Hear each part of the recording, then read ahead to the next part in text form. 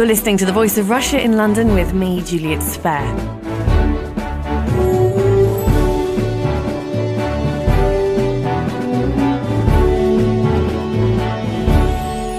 Sleep. We all need it, we all do it, but are we getting enough of it?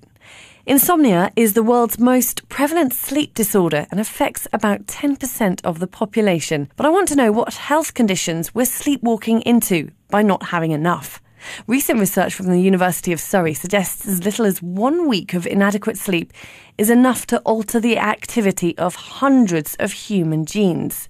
So with me to discuss sleep and hopefully not drop off is Professor Russell Foster, a neuroscientist and sleep expert at the University of Oxford. Dr. Michelle Miller, founder of the Sleep Health and Society Research Programme and Associate Professor at Warwick University. Richard Gray is from the Sunday Telegraph and is a science correspondent who's written about his own struggle with insomnia. And Simon Lee is co-founder of La Casa, an app development studio in London. So we will be talking sleep apps later on. First of all, though, Professor Foster, can you define what sleep is? Well, it's easier said than done. I mean, there are a range of behavioural criteria for sleep. So depending upon what species you're talking about, there's a stereotypical or species-specific posture. It's usually associated with minimal movement. There's reduced responsiveness to external stimuli. And critically, it's a state which, if you deprive individuals of this state, then they show more of it the next day. So if you deprive individuals of sleep, they tend to show compensatory sleep. They will be the behavioral criteria. But I suppose in our species, we tend to use the stages of EEG, electroencephalograms, these electrodes that we attach to the skull, to the surface of the skin over the skull, and they record gross brain activity. And as one goes through different sleep stages, you get a change in the pattern of this electrical activity. So that's how we tend to define sleep, I guess, in our own species. Do you think we, as human beings, understand sleep? Or do we need to become more obsessed by what it means and the chemicals associated to it in order to sleep better or find a perfect sleep balance? I think one of the great confusions about sleep is that it's when the brain is shut down and not doing anything. And, of course, it's during sleep where so many critical processes are going on. Memory consolidation, the assimilation of information that's coming in through the day and trying to make sense of it. Actually, our ability to come up with novel solutions to complex problems is enormously enhanced by a night of sleep. And yet we don't appreciate this. And so sleep is often, I think, sort of considered as this illness that needs a cure. And people simply don't appreciate the importance of sleep and how much sleep we need to actually allow a perfectly normal and healthy life. So it's been marginalized by society at all levels. And it's, of course, in stark contrast to the way we thought of sleep in the Middle Ages or before the invention of electric light, when sleep was applauded at so many, lots of poetry about sleep. I'm going to come to you, Richard Gray, from the Sunday Telegraph, just to talk about your struggle with insomnia and pick up from what Professor Foster said. How much do you appreciate sleep? I appreciate sleep hugely. It's very. I think my own problems with it is it showed me how important sleep is. I mean, I'm just going to touch on something that Professor Foster said there, which is the ability to tackle problems. Improves immeasurably after sleep. That whole idea of sleeping on it, it really is true. You without enough sleep, it becomes very difficult to really tackle the problems that you're going to face during the day. And I found that definitely, that with less and less sleep, I found it much harder to then try and cope with the challenges I faced the day after. Can you tell us a little bit about the insomnia that you've suffered then?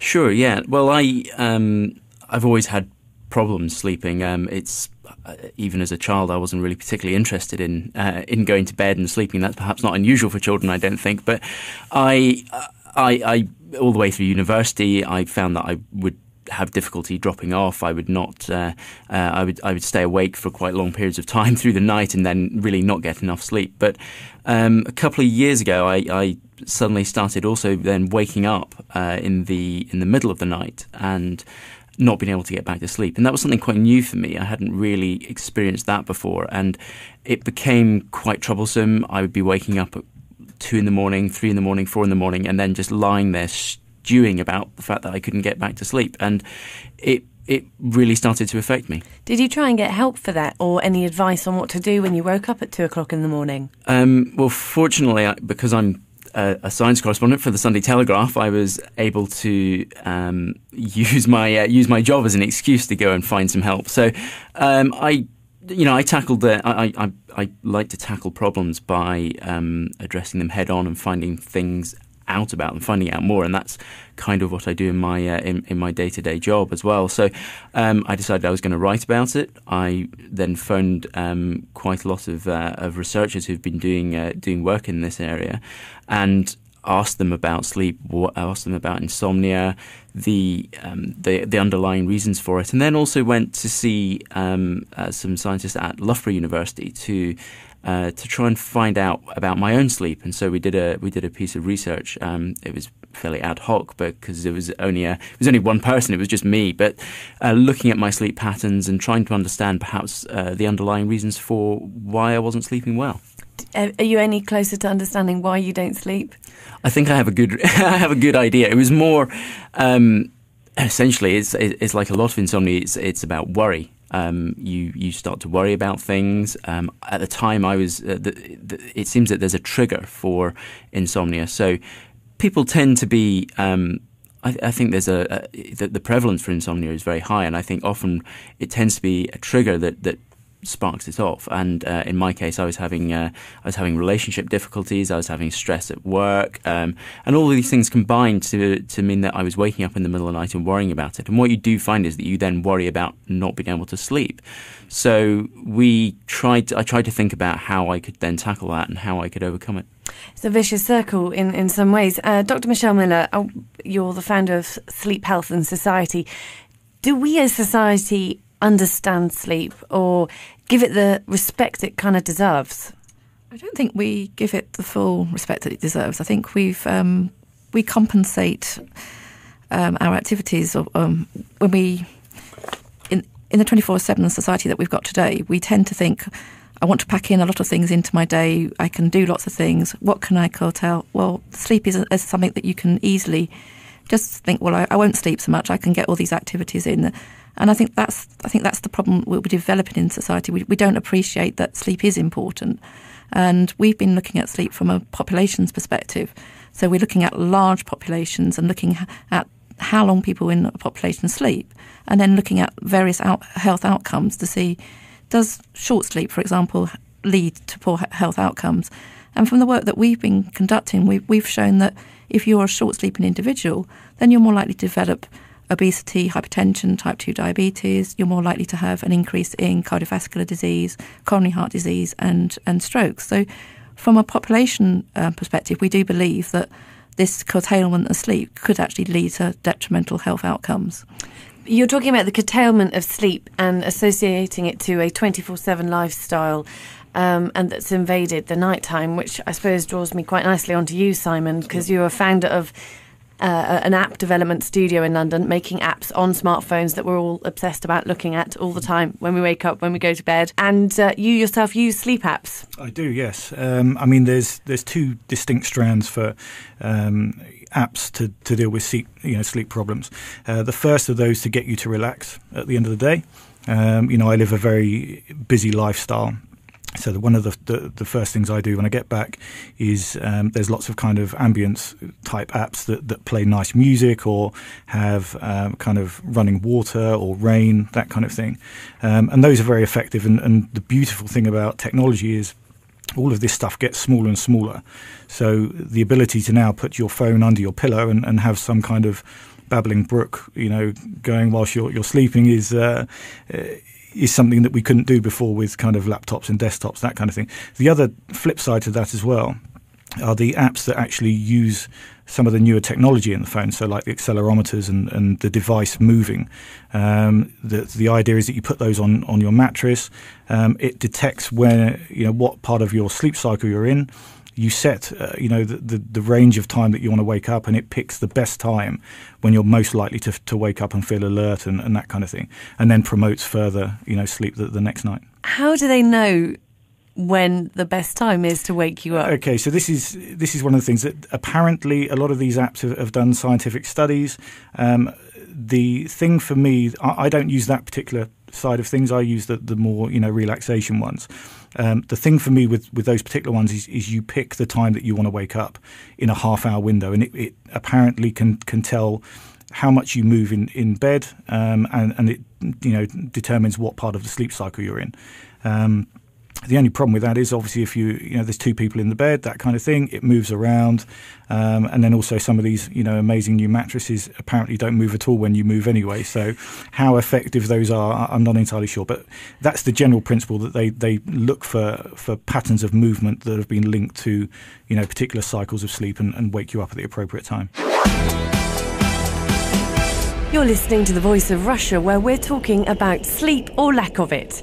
I'm joined by Dr. Michelle Miller, Associate Professor at Warwick University, Richard Gray, the Sunday Telegraph science correspondent, Simon Lee, who develops apps, and Professor Russell Foster, an expert in sleep at Oxford University. Should we embrace technology to help us find a cure for insomnia, or monitor the effect a lack of sleep is having on health? Professor Foster. The science is actually pretty well advanced in that area, in the sense that we ideally should wake from REM sleep, rapid eye movement sleep, and that's how we wake naturally. And what they do is, during rapid eye movement sleep, we're effectively paralyzed from the waist down, from the neck down, and so they monitor that sort of movement. And ideally you should wake from REM sleep, not slow wave sleep, deep sleep, because it takes you a hell of a long time to wake up from deep sleep. And so there's a nice logic there. I would agree with Simon. I don't think that they're quite up to the task just yet, but we're going in that direction. Yeah, I think anything that's going to allow us to take sleep more seriously is something that we should promote. I mean, one of the things which is a really serious issue, is light exposure before we go to bed. I mean, even relatively low levels of light will increase our levels of alertness and therefore delay sleep onset. So in addition to the sort of the winding down things that Simon was talking about, it's also very important to spend the hour before going to bed in a dimmer light as possible. And certainly don't sit in front of the computer screen playing video games, for example. In an increasingly 24/7 society, sleep is always the first victim, and we cram more and more into the day. And again, it's quite fascinating the way we think about it. We'd never think of sort of, I suppose, leaving for work in the morning without washing or cleaning our teeth or whatever, and yet we are perfectly happy to sort of disregard this fundamental bit of our biology without a second thought. Why has it taken so long now, though, for people to put a focus or research and find out how societies sleep? Michelle? We're looking at sleep from lots of different perspectives at the moment. We're looking from the population's perspective that we're looking from. We're looking at sleep from the biochemicals perspective. We're looking at sleep from behavioural perspective. And I think there's a combination of evidence that has suddenly all come together to make us realise that sleep is important, and not only to understand that sleep is important and it can lead to some of these adverse health outcomes, but to actually begin to understand what the mechanisms are for that. And I think that's made us appreciate more that there is a real reason for this. That once you begin to understand there's a mechanism whereby short sleep leads to a poor outcome, you begin to think, yes, this is more important. It's building the evidence. And I think we've just come to a critical time where the evidence is there, and we're now beginning to believe that sleep is important.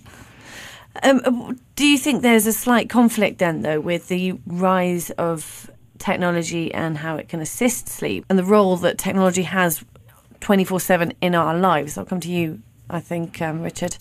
Yeah, I would say it does. I mean, certainly from my own experience, I found that not checking my phone before going to bed, not watching television while in bed, not doing anything which was sort of making me think about work, certainly not playing computer games, as Professor Foster said, not really something that I was worried about. But there's definitely a tendency for people to be far more obsessed with, checking their smartphone or checking their iPad app or using the laptop in bed. And I think that was one of the things that I was aware of and was very guilty of doing, and so I now try to avoid doing that. It's one of the things that I've now adopted doing to try and improve my sleep. Also, when I wake up, no matter what time it is, whether that's in the morning or in the middle of the night, the first thing that I now don't do is not to reach for my. I don't reach for my phone. I was doing that, so I'd reach for my phone to look at emails and that's very detrimental because it immediately kicks your brain into working again and makes it very difficult to go back to sleep. And that's the role that the smartphones have had in becoming a one-stop shop for everything that you say has invaded the nighttime. But obviously you, as someone who produces apps, think, this is your life. Yeah, I mean, I'm very guilty of that kind of reaching for the phone and checking emails. I mean, when you think that it's only in the more recent versions of the Apple devices that they've now got this Do Not Disturb feature. So you can still receive all of your communications, you can still have the alarm turned on, but nothing will get put through. So there's no, audio that comes out. So if you get an email, there's no alert. There's nothing. The screen doesn't turn on. But that's only in the past kind of 6 to 8 months that's actually been added to these devices. So I think it shows that people are thinking, well, I still want to have all of that communication available, but there are times when I want to say, actually, I want to switch this off and not be disturbed. Professor Foster, can you define then? Is there 3 different sort of types of sleepers: short, long, and I suppose in the middle? The sleep patterns are hugely variable, and so you can be somebody who's a lark and they like to go to bed early and get up early. There are owls who go to bed late, very late, and then get up very late. And those larks and owls have been associated with tiny changes in some of the genes that give rise to the molecular biological clock that either speed up or slow down the clock. And so we're getting, as Michelle was saying, some fundamental insight into the mechanisms that are generating those sorts of sleep types. And then you have fragmented sleep, a bit like Richard, who's waking up in the middle of the night. I mean, one of the things that's quite interesting, though, is that if our sleep patterns today are rather different from they were before electric light. And in societies where they use just natural light, at dusk there's a 2-hour winding down, then a 4-hour consolidated sleep, and then people will wake up and walk around, maybe for half an hour, then another 4 hours of consolidated sleep, and then 2 hours of sort of slow waking. And so an interrupted night may actually be a sort of a throwback to an earlier sleep pattern. And when I hear of people like Richard, I say, for goodness sake, don't panic. We used to sleep bimodally in these 2 patterns, and just relax. If you want to get up, then keep the lights as low as possible, and don't get stressed about it. Where did the obsession arrive then that we had to have this 8 hours sleep a night? Are they guidelines? Very much a guideline. And so how much sleep do you need? Well, if you are utterly dependent upon an alarm clock to get you out of bed in the morning, if you're feeling tired and it takes you a long time to actually fully wake up, if you're feeling tired during the day and irritable, you have a lack of a sense of humour, if your colleagues are commenting on the fact that, you're not the sort of the bright, chirpy person you used to be, you're simply not getting enough sleep. And so what you ideally should do is work out, let's 8 hours is a good baseline. But some people need more. I mean, teenagers need a good 9 hours for full cognitive function. So our sleep patterns will change also as we develop. You're listening to The Voice of Russia, where we're talking about sleep or the lack of it. With me here is Richard Gray, the Sunday Telegraph science correspondent, Simon Lee, who develops apps, Professor Russell Foster, an expert in sleep at Oxford University, and Dr. Michelle Miller, Associate Professor at Warwick University. There was a recent article that suggested that parents weren't teaching their children to sleep properly and by always providing activities for them to do. What do you think about that, Michelle? Do you think that the future generations are going to rely or are going to be less obsessed by sleep and will not know how to sleep? I think there is a danger that the children's bedrooms are becoming more interesting. They're not places to go to sleep. They've got their computers, they've got their phones, they've got, they're constantly texting their friends. So the bedroom environment has become an interesting place rather than a place for sleep. So there is a danger that they could want to go to their bedroom to go not to go to sleep. Maybe we need to address that issue and actually say, a bedroom environment is for sleep, and remove some of these gadgetries that they can have access to, and then that might improve their sleep. We don't want people to be fearful of sleep, that they've got to get so much sleep, and that causes stress. But at the same time, we want them to be able to be in an environment that is conducive to sleep, to allow them to sleep. And picking up on the point, we were talking about children. we have shown that short sleep in children is linked to obesity. We do know we've got an increase in epidemic of obesity in the country. So, maybe we should be being more concerned about our children's sleep. But we also need to understand that children have different sleep patterns to adults. And we know that children tend to want to get up later and to go to bed later than adults, and that there is a biological reason for that. And our sleep patterns don't come into an adult pattern until we're 21.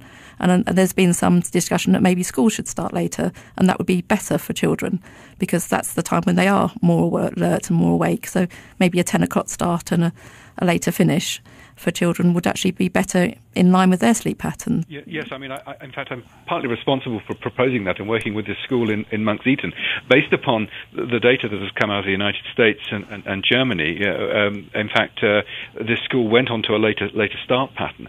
But I think as well as a later start, then you've also got to have the sleep hygiene as well. Otherwise, if the teenagers don't understand the importance of sleep, then they'll just go to bed later and later, and it won't actually be of much use. But again, as Michelle was saying, the efficacy of getting up, of starting school later, has been associated with a significant increase in test scores, a drop in truantism, a drop in self-harm, and a drop in teenage depression. So it can work and have a really major impact. I mean, one of the other problems that we've sort of haven't really touched on yet is that many individuals, including children, sort of get locked into this pattern of stimulants and sedatives. So the alarm clock drives you out of bed in the morning, and many of us will then consume lots of caffeinated drinks. Children are drinking lots of these highly caffeinated and glucose-rich drinks. Adults tend to have lots and lots of coffee. But caffeine can stay in the system for some considerable time. And then, it's nighttime. You realize you need to go to sleep, but you're not feeling tired. And then there's the danger of using alcohol or sedatives to sedate you. And of course, they sedate you, but they don't provide a biological mimic for sleep. So you don't get many of the restorative elements of sleep. And so when the alarm clock drives you out of bed the next morning, you need more stimulants and hence more sedatives. And that sort of stimulant-sedative feedback loop is pretty terrifying for many. I mean, I chatted to a 13-year-old school girl the other day, and I said, "Do you have any problem sleeping?" And she said, "No, because I take sleeping tablets." And she's taking stimulants like Red Bull during the day to keep her awake. I mean, it is, I think, really frightening. Who would give her sleeping tablets at 13? I know. I don't know whether she was being prescribed them or that she was stealing her parents' sleeping tablets. But this is a pattern which I sort of warned about, and when I had direct contact with it in this fantastic young kid, it was truly chilling. The other thing that's worrying is, of course, that the teachers are a remarkable and dedicated group. I mean, I went into this school in Liverpool, and they were doing extra classes, and they were providing a phenomenal teaching environment. And their complaint was, we're providing the kids with all these resources, and then they're falling asleep in class.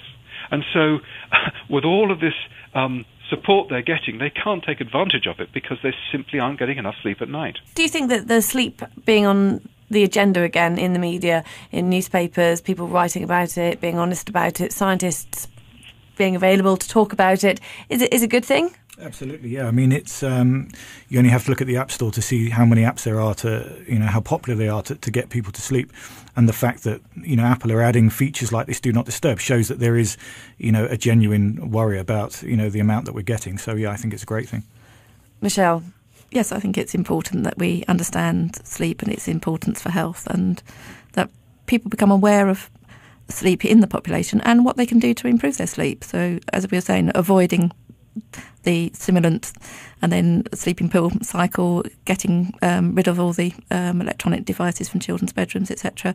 I think if we start to actually begin to understand sleep, then we become less frightened about it. And as we were saying, there are cycles of sleep. You do tend to go into deep sleep and then lighter sleep throughout the night. And if we understand that that's what happens, and we're more likely to wake up when we're in light sleep, we're not going to be worried when we wake up. We just think, oh, I've just come out of light sleep, I'll go back into deep sleep again. And I think if people understand that you have these cycles throughout the night, they get less frightened because they've woken up and less anxious, and then they go back to sleep.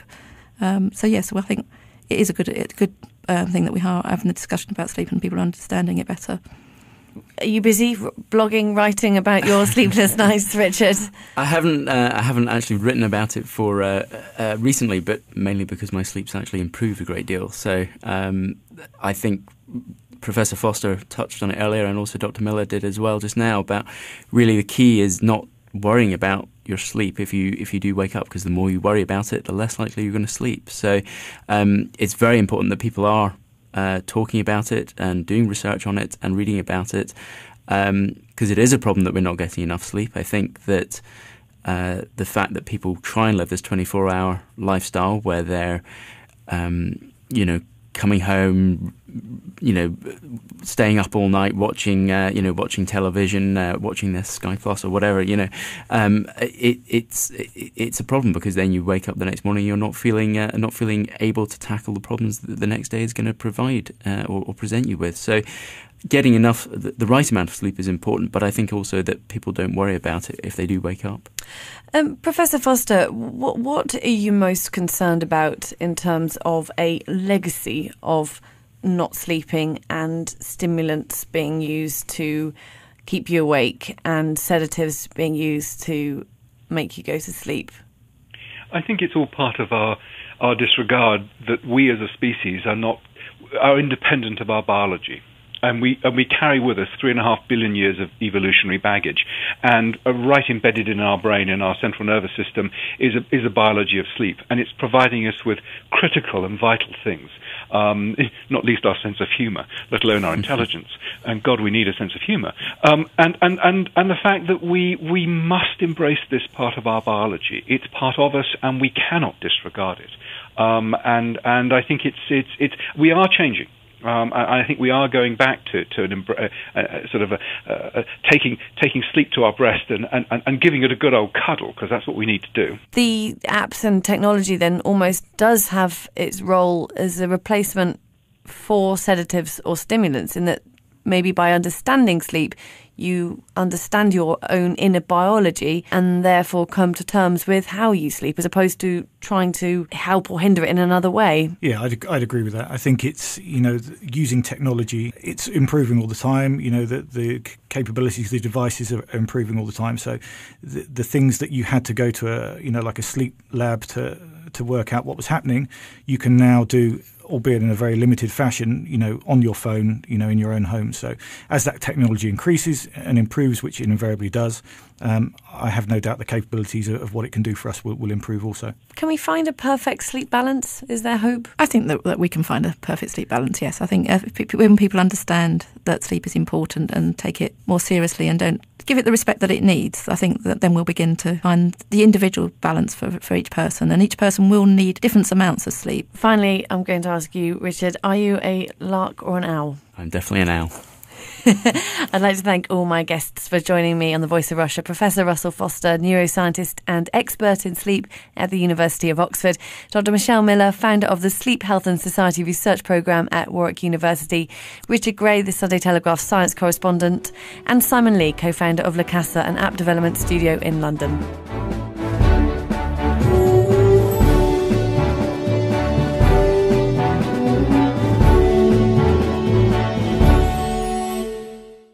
Problems with it is it showed me how important sleep is. I'm just going to touch on something that Professor Foster said there, which is the ability to tackle problems improves immeasurably after sleep. That whole idea of sleeping on it, it really is true. You without enough sleep, it becomes very difficult to really tackle the problems that you're going to face during the day. And I found that. Definitely, with less and less sleep, I found it much harder to then try and cope with the challenges I faced the day after. Can you tell us a little bit about the insomnia that you've suffered then? Sure, yeah. Well, I've always had problems sleeping. It's even as a child, I wasn't really particularly interested in going to bed and sleeping. That's perhaps not unusual for children, I don't think. But Health and Society Research Programme and Associate Professor at Warwick University. Richard Gray is from the Sunday Telegraph and is a science correspondent who's written about his own struggle with insomnia. And Simon Lee is co-founder of La Casa, an app development studio in London. So we will be talking sleep apps later on. First of all, though, Professor Foster, can you define what sleep is? Well, it's easier said than done. I mean, there are a range of behavioral criteria for sleep. So depending upon what species you're talking about, there's a stereotypical or species-specific posture. It's usually associated with minimal movement. There's reduced responsiveness to external stimuli. And critically, it's a state which, if you deprive individuals of this state, then they show more of it the next day. So if you deprive individuals of sleep, they tend to show compensatory sleep. They will be the behavioral criteria. But I suppose in our ability to come up with novel solutions to complex problems is enormously enhanced by a night of sleep. And yet we don't appreciate this. And so sleep is often, I think, sort of considered as this illness that needs a cure. And people simply don't appreciate the importance of sleep and how much sleep we need to actually allow a perfectly normal and healthy life. So it's been marginalized by society at all levels. And it's, of course, in stark contrast to the way we thought of sleep in the Middle Ages or before the invention of electric light, when sleep was applauded at so many, lots of poetry about sleep. I'm going to come to you, Richard Gray, from the Sunday Telegraph, just to talk about your struggle with insomnia and pick up from what Professor Foster said. How much do you appreciate sleep? I appreciate sleep hugely. It's very. I think my own species, we tend to use the stages of EEG, electroencephalograms, these electrodes that we attach to the skull, to the surface of the skin over the skull, and they record gross brain activity. And as one goes through different sleep stages, you get a change in the pattern of this electrical activity. So that's how we tend to define sleep, I guess, in our own species. Do you think we, as human beings, understand sleep, or do we need to become more obsessed by what it means and the chemicals associated to it in order to sleep better or find a perfect sleep balance? I think one of the great confusions about sleep is that it's when the brain is shut down and not doing anything. And of course, it's during sleep where so many critical processes are going on. Memory consolidation, the assimilation of information that's coming in through the day and trying to make sense of it. You're listening to The Voice of Russia in London with me, Juliet Spare.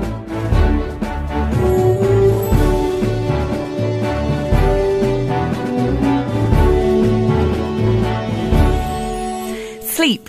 We all need it, we all do it, but are we getting enough of it? Insomnia is the world's most prevalent sleep disorder and affects about 10% of the population. But I want to know what health conditions we're sleepwalking into by not having enough. Recent research from the University of Surrey suggests as little as 1 week of inadequate sleep is enough to alter the activity of hundreds of human genes. So with me to discuss sleep and hopefully not drop off is Professor Russell Foster, a neuroscientist and sleep expert at the University of Oxford. Dr. Michelle Miller, founder of the Sleep